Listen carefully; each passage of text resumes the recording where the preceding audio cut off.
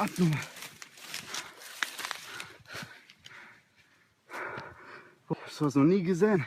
So was Dreieckiges. Oh.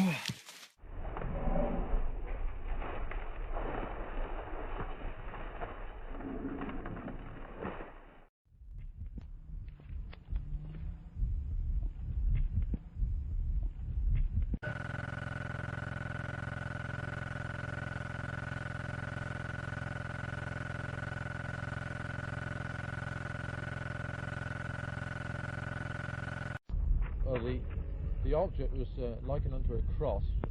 Consul Willie just said, "Here we go then," and we drove out after it, if you know what I mean. We were travelling very fast. No sound that I heard at all. There was no outside noise apart from the noise of the car itself. And the acceleration away from us was terrific. So really, we didn't get under it to hear any sound. So it was just in front of us. There was no question whatsoever that this was a figment of the imagination. It was definitely there. It was definitely either manned by some sort of being or remotely controlled. It was definitely being controlled to view our car.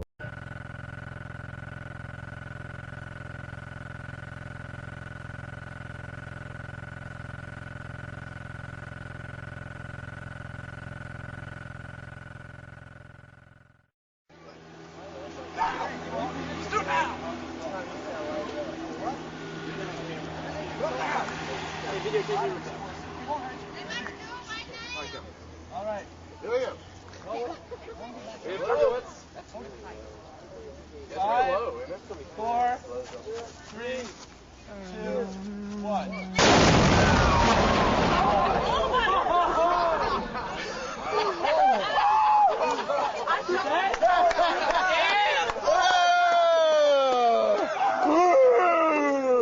What'd you see?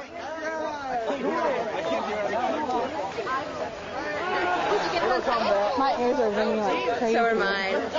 Yeah, I got it. Awesome.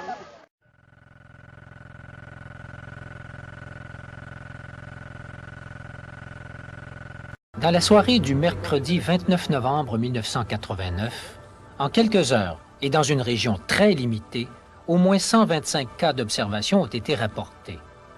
Ce fut le début de ce qu'on a appelé la vague belge, une vague qui allait durer 1 an et demi. L'armée de l'air belge fut mise d'une certaine façon en état d'alerte OVNI. C'était à l'hiver 90. Dans la nuit du 30 au 31 mars, 2 intercepteurs F-16 décollaient de la base de Beauvechain. Leur mission, aller à la rencontre d'un mystérieux objet volant non identifié dont la présence avait été signalée peu auparavant par plusieurs témoins oculaires, dont des gendarmes. Les témoins décrivaient tous le même objet, un grand triangle doté de sources lumineuses à chacun des angles. Alpha Alpha 754. Cette nuit-là, le ciel est dégagé. Les pilotes n'ont aucun contact visuel avec l'OVNI.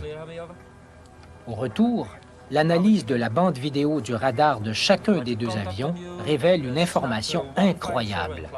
Cette image, la voici. Chacun des F-16 avait capté un écho-radar qui témoignait de la présence d'un objet non identifié, dont l'accélération et la décélération étaient fulgurantes.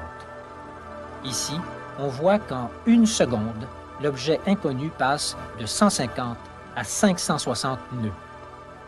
En conférence de presse, le colonel de Brouwer expliquait que le commandement était médusé devant un tel phénomène. De plus, les accélérations observées sont absolument sensationnelles, il paraît-il. Absolument. Donc, si vraiment il y a eu des objets en l'air puisqu'il faut quand même être prudent.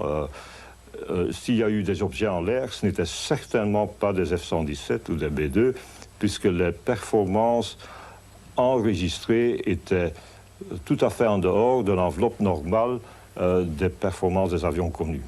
Par contre, nous pouvons dire que vraiment, il y a quelque chose qui se passe.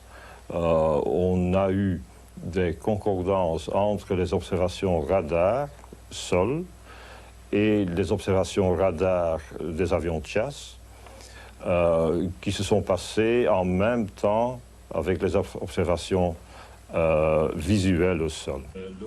Cette collaboration ouverte et publique des militaires avec un organisme intéressé aux ovnis est une première mondiale. Des témoignages crédibles, il y en a plein. À plusieurs reprises d'ailleurs, plusieurs personnes ont vu en même temps le même phénomène. C'est le cas de Martine Matagne, speakerine à la radio-télévision belge. Le 21 janvier 1991, à 21h30, elle roulait en voiture avec son ami en direction de Namur. Tous les deux ont vu la même chose au même moment. Au fur et à mesure qu'on s'approchait de ces lumières, en fait, on s'aperçoit que ça ne pouvait pas être un avion. Tout d'abord parce que ce n'étaient pas les lumières habituelles d'un avion. C'était deux gros spots bleus dirigés vers le sol. Et ensuite, parce que ça ne bougeait pas. Enfin, au fur et à mesure qu'on s'approchait, on avait l'impression que c'était tout à fait statique. Et tout doucement, cet engin est reparti donc, dans la direction contraire à la nôtre, c'est-à-dire en direction de Bruxelles, mais vraiment comme sur un nuage, tout doucement, tout doucement. On l'a perdu de vue, on est reparti sur cette autoroute, et mon ami et moi, je me souviens, on ne se disait rien, sauf que quand même, au bout de 5 minutes, il est irlandais, et il racontait qu'il m'a dit un seul mot, il m'a dit « Well, that's it, I've seen a UFO ». Parmi les témoins, un jeune homme. On connaît son nom, mais il désire garder l'anonymat. Le 7 avril 1990, à Petit-Rechin, dans la province de Liège, il prend cette photo exceptionnelle, une pièce de résistance au dossier de la SOBEPS. L'École royale militaire de Belgique s'y intéresse. La SOBEPS confie la diapositive originale à ses spécialistes du traitement de l'image. Le professeur Marc Acheroy, docteur en sciences appliquées et professeur de la chaire d'électricité, analyse depuis plusieurs mois le document photographique. C'est ce qu'on appelle de la restauration de l'image, au sens où on essaye de restaurer l'objet au même titre que l'on essaye de restaurer un chef-d'œuvre d'un peintre. Donc en respectant l'objet. On n'essaye pas de l'améliorer, je veux dire par là. Alors si vous regardez ici, eh bien, cette méthode permet de faire apparaître dans la composante bleue, qui est très sensible à toutes les masses sombres, la masse triangulaire de cet ovni. Il y aurait donc un appareil triangulaire qui supporte ces lumières. Qui supporte les lumières. C'est ce que fait supposer cette diapositive en tout cas, celle de la composante bleue en tout cas. Pratiquement quand on regarde le bruit, il y a une continuité du bruit depuis là où il n'y a pas d'objet et là où il y a un objet. Qu'est-ce que vous appelez le bruit? Cet effet de neige que vous avez sur le document. Et ça, pour essayer de le simuler par des artifices, je ne sais pas lesquels, ce serait très difficile, sauf si on est spécialiste. Or, ce n'est pas le cas de la personne qui a pris la photo.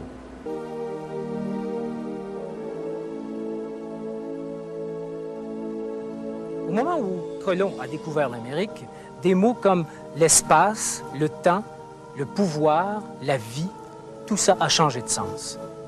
Si un jour on découvre que nous avons là-haut de nouveaux voisins, nos codes, nos valeurs, nos religions, notre philosophie, tout sera bouleversé. Tout, y compris l'espace, le temps, le pouvoir et la vie.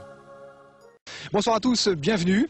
Nous sommes ce soir en direct de Moneto, c'est dans Lyon et c'est ici que nous avons ce soir en direct comme chaque soir décidé d'atterrir, de poser d'une certaine façon notre soucoupe volante à nous. Si je vous dis ça, c'est que vous allez comprendre dans une seconde. A tout de suite avec mes invités. Peut-être avez-vous déjà personnellement observé dans le ciel un phénomène étonnant qui aura su aiguiser votre curiosité. Nos invités de ce soir nourrissent une passion pour tous ces phénomènes aériens non identifiés, pour les ovnis qu'ils traquent, recensent et analysent. Dans quel état d'esprit? Pour s'auto-persuader qu'il existe ailleurs d'autres civilisations, d'autres formes de vie ou d'intelligence? Ou au contraire, pour en toute objectivité, faire le tri entre la réalité et les fantasmes? Une chose est sûre, il se passe beaucoup de choses dans le ciel et les rapports de gendarmerie désormais accessibles à tous en font foi. En tout état de cause, il est permis de rêver. Et oui, en effet, que l'on croit ou non aux ovnis, c'est un sujet, un dossier intéressant, passionnant. Même, on va le constater avec nos invités de ce soir. Monsieur Fauchereau, bonsoir. Bonsoir. Merci d'être avec nous ce soir. On peut dire que vous êtes quoi, ufologue? Oui, enquêteur ufologue. Alors, c'est quoi un enquêteur Un enquêteur, c'est un personnage qui fait des enquêtes sur les ovnis, sur les manifestations un peu curieuses que les gens voient dans le ciel. Par exemple des boules de couleurs, des triangles, des cigares volants, beaucoup de choses de genre. Ah, c'est plus fréquent qu'on ne croit en fait. Oui, c'est plus fréquent qu'on ne croit puisque j'ai à peu près sur l'ensemble du département de Lyon depuis 10 ans d'enquête, environ 8000 pages de rapports d'enquête. Alors ça comprend des cartes, ça comprend des dessins, ça comprend beaucoup d'autres choses. Et puis, ça représente à peu près plus de 200 cas environ. C'est des cas qui sont inconnus de la gendarmerie, c'est des cas que j'ai investigués moi-même auprès des témoins. Et... Vous savez d'où vient cet intérêt, cette passion? D'autant plus que vous n'avez jamais personnellement... Non, moi je n'ai jamais rien vu, jamais rien observé. Cette passion me vient de la... Oh, ça remonte loin, de la 4e, où j'ai un copain qui s'appelait, à l'époque, je lui fais un petit bonjour au passage, qui s'appelait Philippe Dubos de Saint-Florentin, qui m'a donné 2 livres de la collection Robert Laffont sur les soucoupes volantes, qui s'appelait Soucoupes volantes Affaires sérieuses et le livre noir des soucoupes volantes. Ouais. Et donc j'ai lu ça et ça m'a intrigué fortement, ça m'a même passionné parce qu'il y avait un côté mystérieux dans ces livres. Ouais. Et puis j'ai continué par la suite parce que c'était la grande époque dans les années 70 de cette collection Robert Laffont et de l'autre collection qui lui était concurrente, qui s'appelait L'aventure mystérieuse de ces Gélus. Oui, c'est vrai qu'il y a toute une littérature extrêmement importante, passionnante, des romans, mais aussi des enquêtes plus approfondies. Et dans les années 70, c'est vraiment parti à ce moment-là. Ouais. Et donc j'ai lu tous ces livres et j'ai été de plus en plus passionné. Ouais. Quand j'ai lu ça, j'ai pris ça au premier degré. C'est-à-dire que j'étais un croyant invétéré. Tout ce qui était dit, je le prenais pour argent comptant. Et puis après, en allant un petit peu plus vers des études supérieures, où il fallait d'ailleurs en faculté pas trop parler de ces choses-là pour ne pas être pris au ridicule. Et ça arrive toujours peut-être, non? Oui, il faut faire attention parce qu'il y a beaucoup de gens qui sont très rationalistes. Hein. Donc j'ai quand même atténué un peu mes convictions. J'ai été plus prudent. J'ai vu que dans les témoignages, il y avait certaines méprises. Soit avec des météorites, soit avec des prototypes militaires un peu inconnus. Oui, le but du jeu, c'est de séparer le bon grain de l'ivraie, voilà, d'essayer de voir ce qui est plausible ou ce qui est complètement farfelu. Et c'est votre travail d'enquêteur amateur. Hein? Oui, c'est ça, amateur. Oui. Alors, avant de revenir à vous, je voudrais qu'on donne la parole tout de suite à monsieur René Pienne. Bonsoir. Oui, bonsoir. Vous habitez pas très loin d'ici. Hein? À Villiers-sur-Telon. Voilà, c'est ça. Alors vous, voilà, à la différence de Rémi Fauchereau, qui pourtant est passionné par le sujet, vous avez vu un ovni.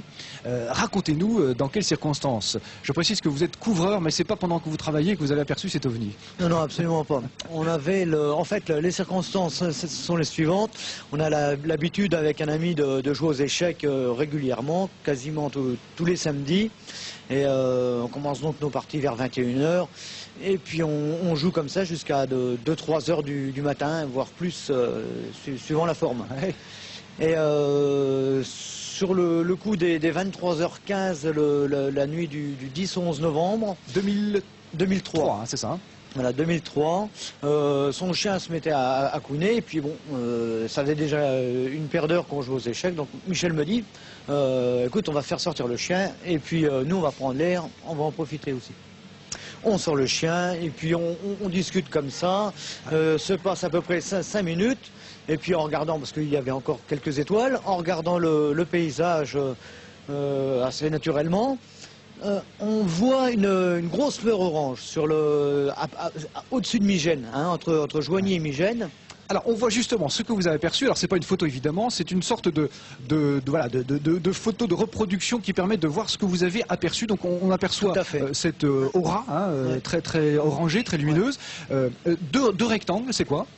Alors en fait, au départ, c'était une lumière orange qui rayonnait fortement, et puis se dégageait de ce rayonnement deux fenêtres bien rectangulaires, une grande et une petite, comme vous pouvez le voir. Alors les rectangulaires, ça correspond à une sorte de deux grands pare-brise, quoi. Tout à fait, c'est ça, tout à fait. Okay. Voilà, donc on peut et le dire, petit point bleu, c'était quoi? Alors le petit point bleu, donc l'engin arrive sur nous de façon rectiligne, sans bruit, et 5 minutes après la première observation, il y a eu ce flash bleu sur donc par rapport à moi, sur la droite de la baie vitrée, on va dire la baie vitrée. Voilà.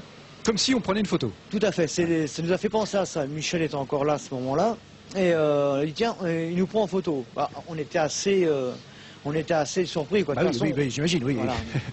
pas que par la photo. Non, déjà au départ par le... Ça ressemble à une sorte de diamant, hein.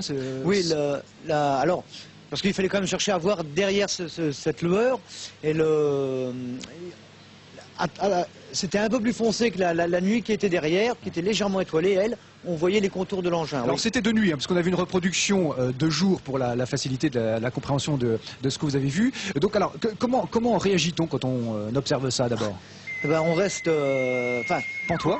On reste pantois, on n'y croit pas trop, quoi. Quand ça s'est approché, Michel m'a dit, oh, ça vient vers nous. Bah, j'ai fait, oui, qu'est-ce que tu veux y faire? Est-ce que vous avez eu peur?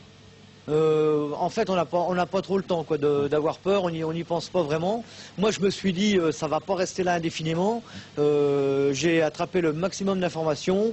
J'ai essayé de mesurer grosso modo les distances, les volumes. Alors, je crois que vous avez évalué au fait que cet engin était à 200 mètres de vous. Hein, ouais. Voilà. Entre 200 et 300 mètres de nous, la distance, et puis à environ 150 mètres, maximum à 200 mètres. Ouais, voilà. Belle observation, hein, ça c'est une très belle observation. Alors, à côté de vous, on va accueillir Patrick Combe, bonsoir. Bonsoir. Vous êtes jeune informaticien, passionné aussi par les ovnis, et vous avez créé, vous, à la suite d'une...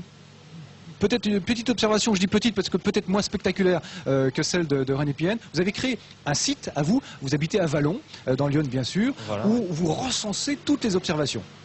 Pas recenser forcément toutes les observations, il y en a des dizaines de milliers. Mais autrement, j'ai créé mon site effectivement en 2003, suite à une observation de 5 ovnis lors d'une même observation. Ouais. Voilà, avec une personne qui pensait que les ovnis n'existaient pas. Et la personne s'est retrouvée vraiment choquée, quoi, entre guillemets, quoi. Par cette observation. Pour être poli. Et vous aussi, voilà, peut-être. Oui, ça surprend, même si on s'y intéresse à l'avant. Alors, votre site internet, comment fonctionne-t-il? Vous êtes informaticien, donc évidemment, vous avez bidouillé quelque chose qui permet de recenser tout ça. Voilà, donc je l'ai créé de A à Z, donc le point de vue graphisme aussi. Il a pour but d'informer les gens, de donner une base d'information, essayer de se raccrocher au plus à la science, et de pouvoir répondre aux questions des internautes. C'est-à-dire que les internautes remplissent un formulaire, il n'y a pas d'inscription, et sous 48 heures, on répond aux questions. Voilà. Donc on peut vous poser des questions, vous pouvez recenser ces observations. Alors ces gens, ils croient aux ovnis? Enfin bon, voilà, est-ce qu'ils se disent, ah bah tiens, finalement? Alors il y a beaucoup de personnes qui pensent que les ovnis n'existent pas, et qui me disent... vous n'avez pas de preuves, c'est pas intéressant, c'est que des hallucinations, etc. Et moi, je leur réponds des fois, regardez par exemple le GIPAN, le groupe d'études et d'information des phénomènes aériens non identifiés. C'est une branche du CNES, Centre National d'Études Spatiales. Donc organisme sérieux. Voilà, organisme sérieux, des scientifiques avec un budget qui sont là pour étudier officiellement les ovnis. Et là, les gens, en leur disant ça, les gens après... réfléchissent à 2 fois après, vont sur le site et puis remarquent que c'est étudié scientifiquement. Alors maintenant, les rapports de gendarmerie, parce que chaque fois ça fait l'objet, enfin pas à chaque fois, mais souvent l'objet de rapports de gendarmerie, ces rapports sont désormais accessibles, hein. C'est assez nouveau, Rémi Fauchereau. Depuis donc la mise en ligne des rapports d'OVNI du GEPAN, c'est M. Patney qui a fait ça. Ces rapports de gendarmerie sont accessibles. On peut les trouver sur Internet, on peut les télécharger.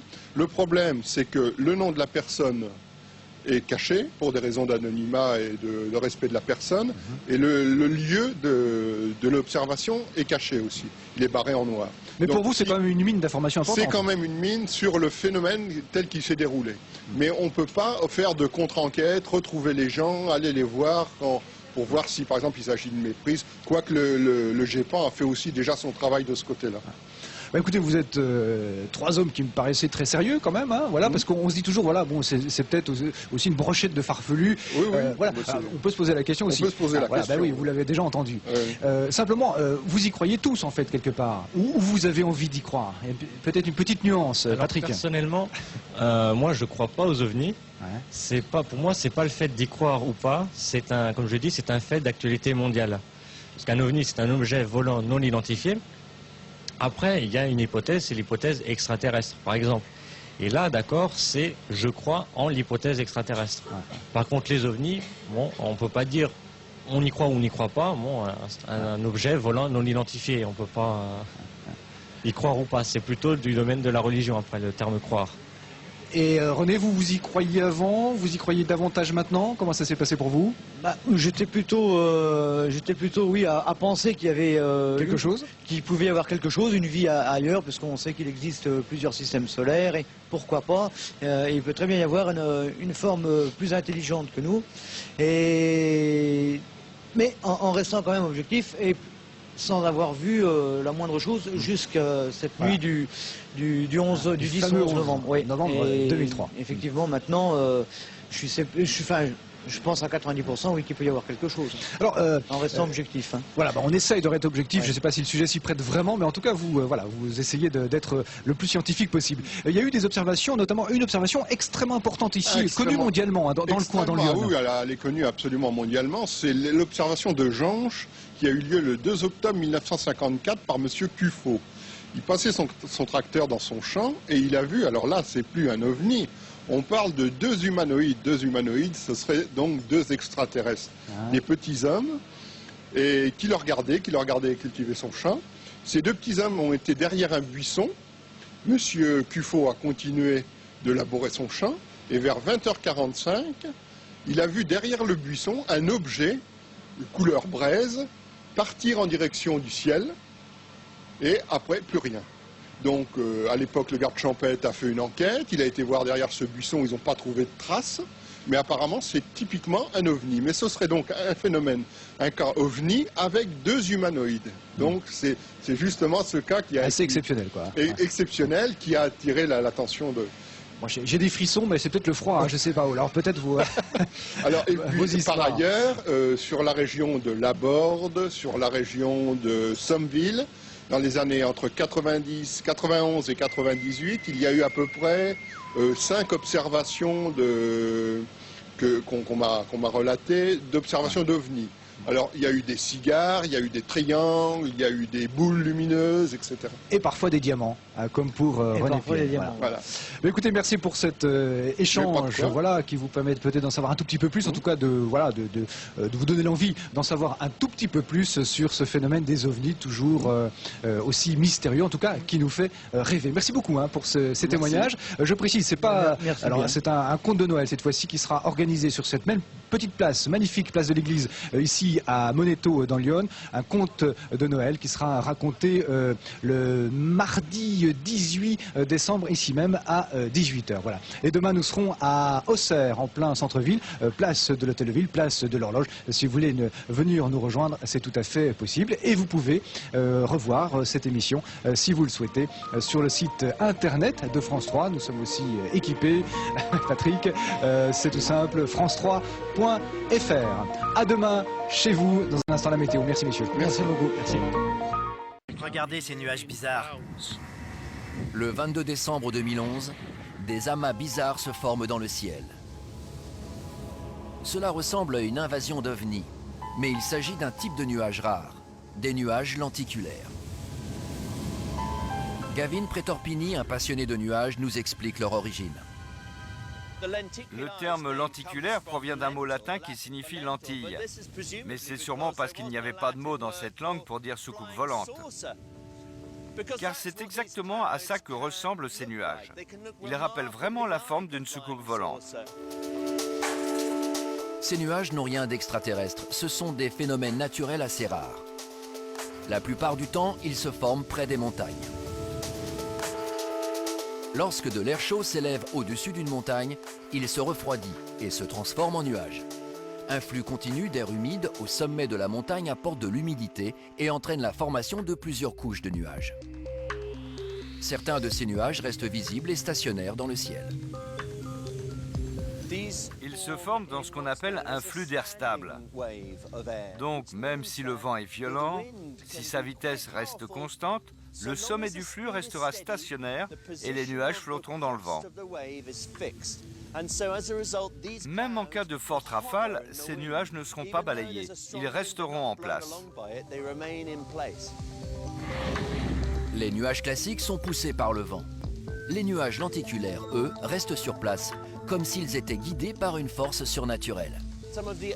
Les soi-disant premières photos en noir et blanc d'OVNI étaient en fait des photos de nuages lenticulaires. Lors de votre prochain séjour à la montagne, si le vent souffle, regardez donc en l'air. Vous verrez peut-être vous aussi ces nuages étranges. Soir de la finale du mondial de football, on annonce la découverte d'un signal pouvant provenir d'extraterrestres. À l'audimat, quelle sera l'émission qui sera la plus regardée? Mais oui. Oui. Non, oui, ce sera le foot, oui, bien sûr. Mais de toute façon, ça a déjà le boson de Higgs, ça a duré combien de temps aux infos? 3 jours. Philae, 5, max. François Hollande qui emmène des croissants à Julie Gaillet en scooter, ça fait quoi? 1 mois? J'y peux rien. Je n'y peux rien, Michel. Je n'y peux absolument... Qu'est-ce que tu veux que je te dise? Je ne sais pas. Oui, effectivement, c'est le foot. Si jamais on a un signal extraterrestre, déjà, on en a déjà eu, des qui ont failli être des signaux extraterrestres. Il y a le signal WOW dans les années 70, qui finalement, on a compris plus tard que c'était certainement les émissions extrêmement régulières d'un pulsar, mais on ne savait pas à l'époque que les pulsars émettaient de façon régulière comme ça.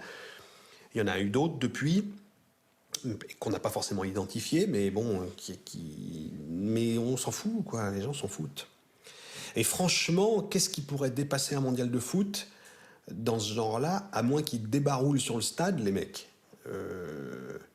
avec des pistolets laser et qui prennent Lionel Messi en otage, on est foutu, quoi. Non, il n'y a rien. Non. Franchement, il faudrait que ce soit ultra spectaculaire, bien plus qu'un signal. Un signal, bon.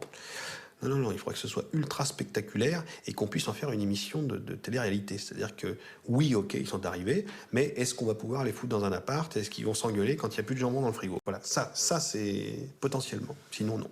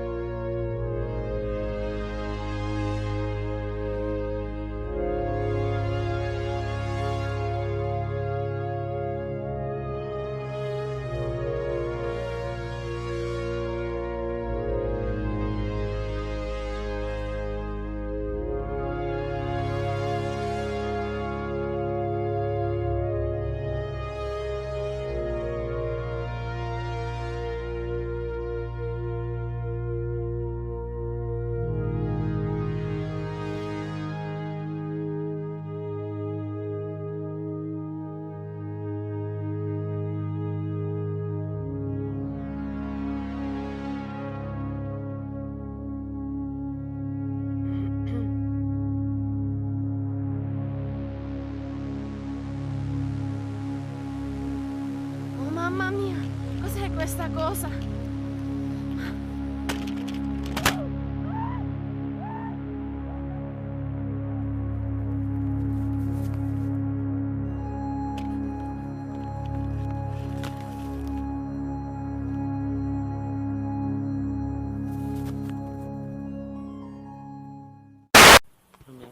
Ça me fait trop de lumière quand je filme.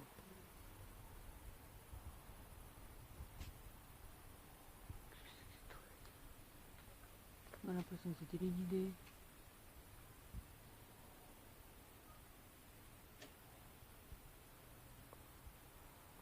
Ouais, c'est pas possible ça. C'est dingue ça.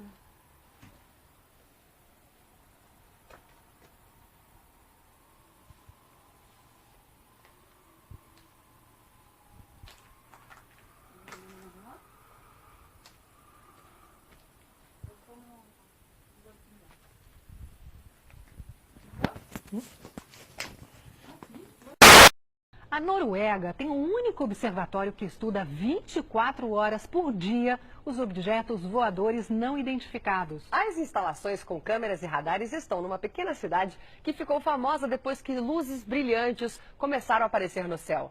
Veja agora na reportagem de Jean Brandão e Edgar Luqueta. A cidadezinha de Hesdalen, onde acontecem os fenômenos, fica a 400 quilômetros da capital Oslo. As casas são distantes umas das outras e por causa do frio não há movimento nas ruas. Ainda assim, quase todo mundo já viu algo no céu que não tem explicação. Esse senhor de 78 anos garante ter presenciado mais de 100 fenômenos estranhos. Ele conta que na primeira vez eram 3 luzes no horizonte, mas de repente começaram a mudar de lugar. Com os eventos cada vez mais frequentes a partir de 1981, Hesdalen sofreu uma invasão de curiosos e de ufólogos. Com tanta gente diferente por aqui, fenômenos sem explicação e a falta de emprego, muitas pessoas decidiram abandonar suas casas. A comunidade tem hoje cerca de 120 famílias morando por aqui, a metade do que existia em 1980. Neste bar, um pôster aguça a curiosidade dos visitantes. Na pista de dança, uma pintura retrata mais um fenômeno sem explicação. O dono conta que no alto da montanha, uma nave pode ter pousado. Uma placa de terra de 2 toneladas foi retirada num corte cirúrgico. Nenhuma máquina foi usada e até hoje ninguém sabe o que houve. Aqui do alto de uma das montanhas de Hesdalen nós conseguimos ter uma visão panorâmica do vale. Houve uma época em que aconteciam nesta região entre 20 e 28 fenômenos por semana. E a explicação para tudo isso pode estar bem debaixo dos nossos pés, numa área de 15 quilômetros. Este professor da Universidade de Ostfold pesquisou a região e descobriu que a área é rica em minerais. Tenta saber se o subsolo tem alguma relação com os fenômenos. Ele faz parte do grupo que instalou este container no alto de uma montanha. É um observatório com radares, sensores eletromagnéticos e câmeras que registram tudo o que acontece 24 horas por dia. Erling classificou as aparições em 3 grupos. Luzes grandes amarelas que ficam no céu por até 2 horas. Flashes brancos e azuis que se movimentam rapidamente. E existem ainda as luzes que parecem atrair outros pontos luminosos. Tudo foi documentado pelos pesquisadores, com objetos captados em imagens e nos radares. Algumas luzes chegam a se deslocar a uma velocidade de 30.000 km por hora.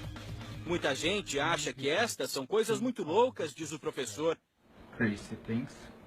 Ele acha que as aparições são reais, mas as luzes silenciosas de Hesdalen ainda permanecem como um grande mistério.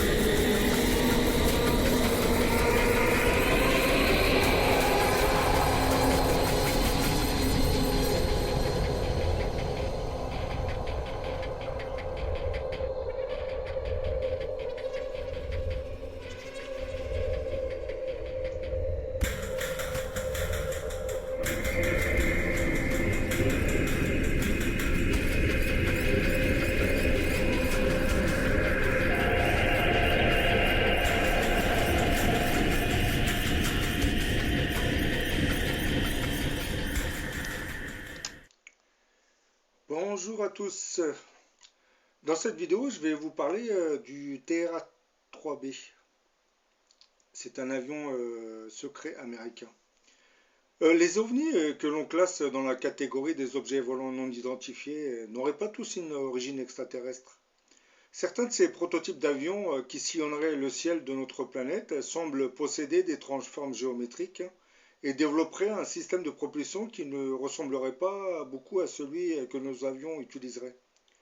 Leur forme étrange et leur mode de propulsion fait que nous les assimilions souvent à des appareils extraterrestres venus d'ailleurs. Nous faisons cette association parce que nous ignorons complètement les programmes militaires que développeraient certains de nos gouvernements, et cela dans le plus grand secret. Par exemple, du côté américain, on ne peut pas imaginer la multitude d'incroyables appareils qui sortiraient des hangars secrets de la zone 51. Nombre de ces appareils utiliseraient des technologies obtenues grâce à la rétro-ingénierie d'ovnis extraterrestres, récupérées lors de crash. Pendant la guerre du Golfe, par exemple, en 1991, toute la planète avait été surprise en voyant les petits bombardiers américains F-117. Avec une allure futuriste à la forme triangulaire, le F-117 était indétectable au radar et d'une efficacité assez incroyable. En récupérant la technologie extraterrestre, les États-Unis se seraient lancés depuis les années 40 dans une multitude de programmes dont le projet Senior Citizen, qui désignerait en fait un programme de recherche scientifique d'où serait sorti, entre autres, le fameux avion Aurora, dont vous voyez un peu l'image.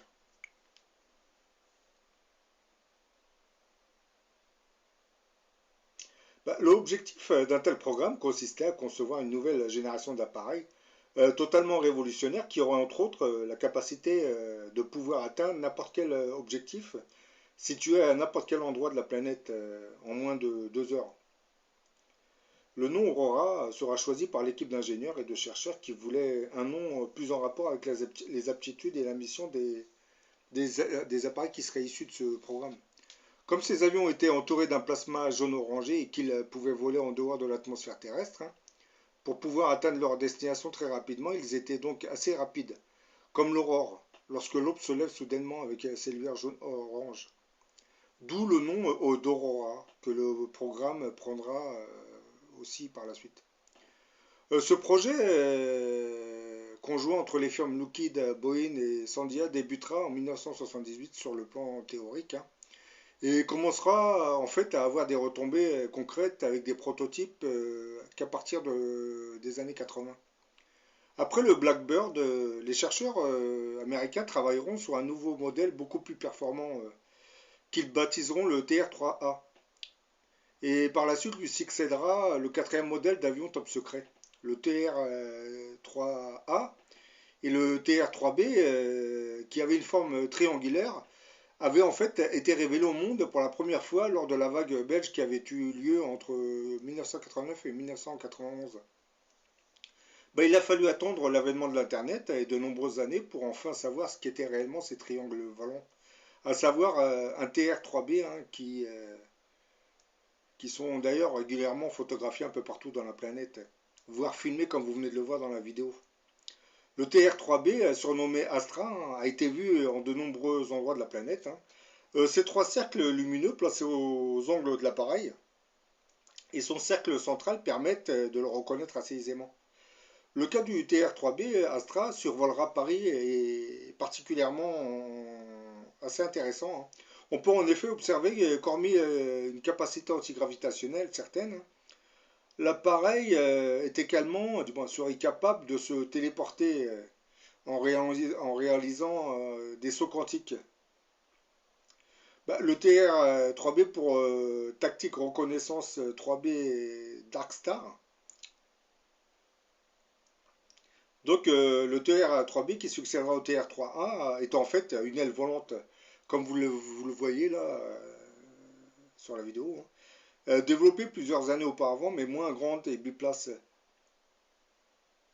Le TR-3B Darkstar a été le premier modèle d'une nouvelle gamme d'appareils en antigravitation appelée Astra, pour Anti-Gravity Spatial Tactical Reconnaissance Aircraft. Voilà pourquoi l'appellation TR-3B est souvent suivie du terme Astra. Le TR-3B est un engin de forme triangulaire, de 7 à 8 mètres d'épaisseur et d'une centaine de mètres de côté.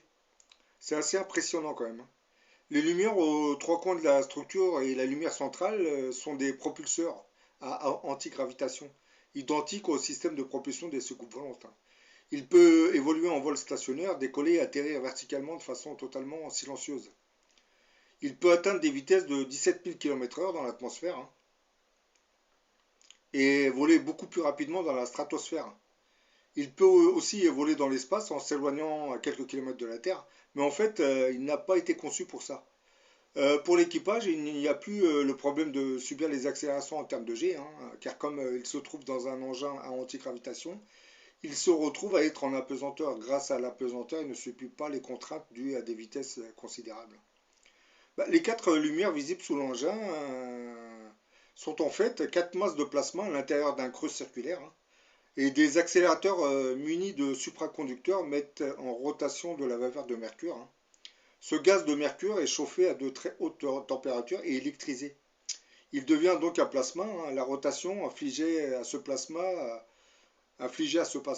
atteint la vitesse de la lumière.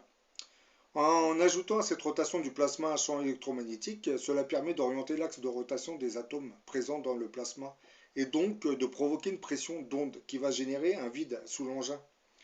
L'engin sera donc en lévitation. Voilà pourquoi la propulsion verticale de l'engin, qui est une propulsion de type magnétique field disruptor, MFD. Ce système de propulsion a recours à un accélérateur MHD, qui veut dire magnéto-hydrodynamique. C'est un convertisseur MHD qui met en mouvement un flux de conducteurs grâce à un champ électrique et un champ magnétique combinés. Le principe de base est en fait le même que celui d'un moteur électrique. Tous deux possèdent un inducteur, électroaimant, générant un champ magnétique dans un induit. Dans le cas d'un moteur conventionnel, cet induit est solide. En règle générale, c'est une bobine constituée d'un enroulement de fil métallique. Dans le cas d'un accélérateur MHD, cet induit est fluide. C'est-à-dire que ce n'est pas une bobine constituée d'un enroulement de fil, mais c'est un fluide liquide conducteur. Ça peut être un métal liquide ou dans l'air par un gaz ionisé qu'on appelle plasma. Les accélérateurs MHD n'utilisent donc pas de pièces mécaniques mobiles, contrairement aux moteurs électriques traditionnels. Ils convertissent directement l'énergie électromagnétique en énergie cinétique. Un fluide est mis en mouvement dans un champ magnétique par un champ électrique débutant en courant électrique aux bornes d'électrodes immergées dans le fluide. Cette propulsion MHD, en plus d'être une force de mouvement, a aussi l'avantage d'isoler le fuselage de l'avion, de l'air ambiant, du moins environnant. Donc de le protéger de la très forte chaleur dégagée et aussi des vibrations dues à la très grande vitesse de l'appareil. Et aussi de supprimer ce qu'on appelle le mur de la chaleur et les ondes de choc devant l'avion. Plus l'avion va vite et plus la chaleur au nez de l'avion devient une barrière naturelle à la pénétration dans l'air, donc empêche d'atteindre de très grandes vitesses. Il leur aurait fallu découvrir, du moins ils ont découvert un procédé totalement innovant pour assurer la conduction de l'électricité sur tout le fuselage de l'appareil, sans utiliser des câbles de cuivre normal qui auraient fondu à cause de la chaleur provoquée par la vitesse. La question pour les ingénieurs était de trouver un matériau conducteur qui n'offrait aucune résistance à l'électricité. La solution avait été trouvée en liquéfiant de l'hélium et en le refroidissant à moins de 272 degrés Celsius. Avec cette technique, n'importe quel métal devient un conducteur qui laisse passer l'intégralité du courant qu'il traverse. Il n'y a plus aucune perte, c'est ce qu'on appelle des supraconducteurs. Et il y avait aussi que plus le courant électrique circule rapidement et plus l'avion peut aller vite. Et ce sont donc ces fils de cuivre supraconducteurs qui recouvrent le fuselage du TR-3B. Voilà, comme vous voyez, sur le TR-3B qui avait survolé la ville de Paris, on voit bien deux petits ailerons à l'arrière de l'appareil. Vous les voyez là, et là.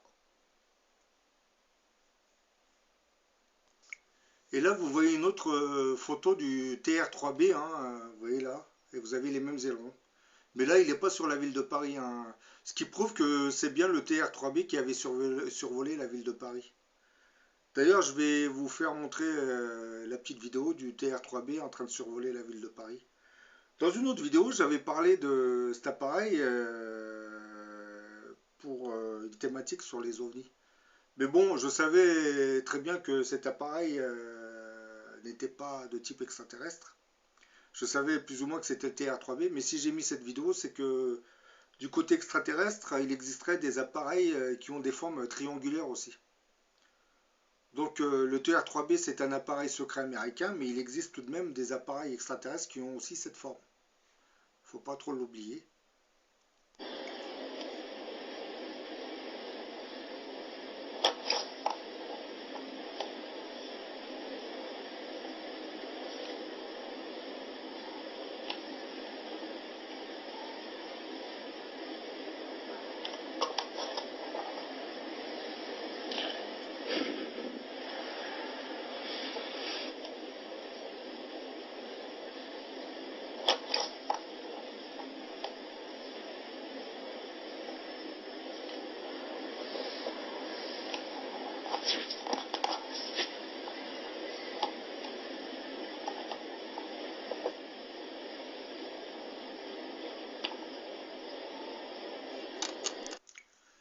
Bon, là vous venez de voir le TR-3B au-dessus de la ville de Paris, et là vous avez bien vu dans la vidéo les deux petits ailerons, donc ça correspond bien au TR-3B américain. Je ne sais pas pourquoi il avait survolé la ville de Paris, hein. Peut-être pour une démonstration, pour faire montrer une partie de leur technologie, hein. Mais bon, mon hypothèse c'est que l'activité extraterrestre en France serait en train de se développer pour la préparation de l'avènement de ce mystérieux grand monarque. Donc je pense que les Américains se permettent de survoler la ville de Paris pour montrer qu'ils sont bien ici et qu'ils possèdent une technologie assez sophistiquée aussi. Bon, je vous dis à la prochaine pour une autre vidéo.